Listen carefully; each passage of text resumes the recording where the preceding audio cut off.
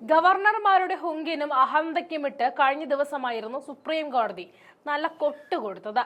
അനാവശ്യമായി ബില്ലുകൾ തടഞ്ഞുവെച്ച് സംസ്ഥാനങ്ങളെ കഷ്ടപ്പെടുത്തി രസിക്കുന്ന പല ഗവർണർമാർക്കും അനാവശ്യമായി ബില്ലുകൾ തടഞ്ഞുവെക്കാൻ ഗവർണർമാർക്ക് അവകാശമില്ല എന്ന സുപ്രീം കോടതിയുടെ ഉത്തരവ് നല്ലൊരു അടി തന്നെയായിരുന്നു.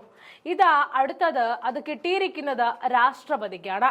രാഷ്ട്രപതിക്ക് സമ്പൂർണ്ണ വീറ്റോ അധികാരമില്ല എന്ന് പറഞ്ഞുകൊണ്ടാണ് സുപ്രീം കോടതി പൂട്ടിയിരിക്കുന്നത്.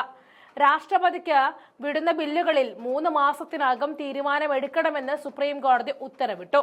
രാഷ്ട്രപതിക്കും സമ്പൂർണ്ണ വീറ്റോ അധികാരമില്ലെന്നും പിടിച്ചുവെക്കുന്ന ബില്ലുകളിൽ വ്യക്തമായ കാരണം വേണമെന്നും സുപ്രീം കോടതി വ്യക്തമാക്കി. രാഷ്ട്രപതി ബില്ലിന് അനുമതി നിഷേധിച്ചാൽ സംസ്ഥാന സർക്കാരിന് സുപ്രീം കോടതിയിൽ ചോദ്യം ചെയ്യാമെന്നും കോടതി ഉത്തരവിൽ പറയുന്നുണ്ട്.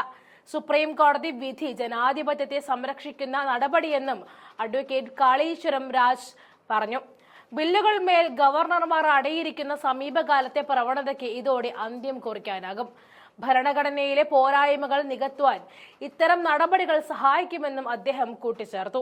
തമിഴ്നാട് സർക്കാർ പാസാക്കിയ 10 ബില്ലുകളിൽ വർഷങ്ങളായി അടയിരുന്ന ഗവർണർ RN രവിയുടെ നടപടി ഭരണഘടന വിരുദ്ധമാണെന്ന് ഉത്തരവിട്ടുകൊണ്ടാണ് സുപ്രീം കോടതി കാരണം നോക്കി ഒന്ന് പുകച്ചത്.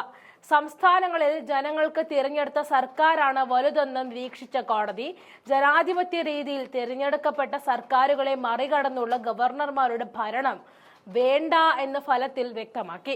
ബില്ലുകളിൽ തീരുമാനമെടുക്കാൻ ഗവർണർമാർക്ക് സമയവും സുപ്രീം കോടതി നിശ്ചയിച്ചിരുന്നു. ബില്ലുകൾക്ക് അംഗീകാരം നൽകുക, പിടിച്ചുവെക്കുക, രാഷ്ട്രപതിയുടെ പരിഗണനയ്ക്ക് വിടുക എന്നിവയാണ് ഗവർണർക്ക് ചെയ്യാനാവുക. ഒപ്പിടാതെ രാഷ്ട്രപതിയുടെ പരിഗണനയ്ക്ക് വിടുകയാണെങ്കിൽ 1 മാസത്തിനുള്ളിൽ തീരുമാനമെടുക്കണം. ഒപ്പിടുന്നില്ല എങ്കിൽ 3 മാസത്തിനുള്ളിൽ സർക്കാരിന് തിരിച്ചയക്കണം. വീണ്ടും സഭ പാസാക്കി അയച്ചാൽ 1 മാസത്തിനുള്ളിൽ ഒപ്പിട്ടിരിക്കണം. ഒരേ ബില്ല് രണ്ടാമതും രാഷ്ട്രപതിയുടെ പരിഗണനയ്ക്ക് അയക്കാൻ ഗവർണർക്ക് അധികാരമില്ല. രണ്ടാമത് പാസാക്കിയ ബില്ലിൽ മാറ്റമുണ്ടെങ്കിൽ മാത്രമേ അയക്കാനാകൂ. ബില്ലുകളിൽ അടയിരുന്നാൽ ഗവർണറെ ജുഡീഷ്യൽ റിവ്യൂവിന് വിധേയമാക്കും. മാത്രവുമല്ല, ജനങ്ങൾ തിരഞ്ഞെടുത്ത സർക്കാരിന് രാഷ്ട്രീയ കാരണങ്ങൾ കൊണ്ട് ഗവർണർ മാർഗതടസ്സം സൃഷ്ടിക്കുന്നത് സത്യപ്രതിജ്ഞ ലംഘനമാണെന്നും കോടതി വ്യക്തമാക്കി. ഭരണഘടനയുടെ 200-ാം അനുച്ഛേദം സമ്പൂർണ്ണ വീറ്റോ, പോക്കറ്റ് വീറ്റോ അധികാരങ്ങൾ ഗവർണർക്ക് നൽകുന്നില്ല എന്നും ചൂണ്ടിക്കാട്ടിയിരുന്നു. 2020 മുതൽ പാസാക്കി അയച്ച ബില്ലുകളിൽ അടയിരുന്ന ഗവർണർമാർക്കെതിരെ തമിഴ്നാട് സർക്കാർ നൽകിയ ഹർജിയായിരുന്നു ചരിത്രവിധിയിലേക്ക് നയിച്ചത്. BJPയുടെ കളിപ്പാവുകളായി തുടരുന്ന ഗവർണർമാർ അവർക്ക് അധികാരമില്ലാത്ത സംസ്ഥാനങ്ങളിൽ മനഃപൂർവ്വം പകപോക്കുവാനാണ് ഇത്തരം അഹന്തകൾ നടപ്പിലാക്കിക്കൊണ്ടിരുന്നത്.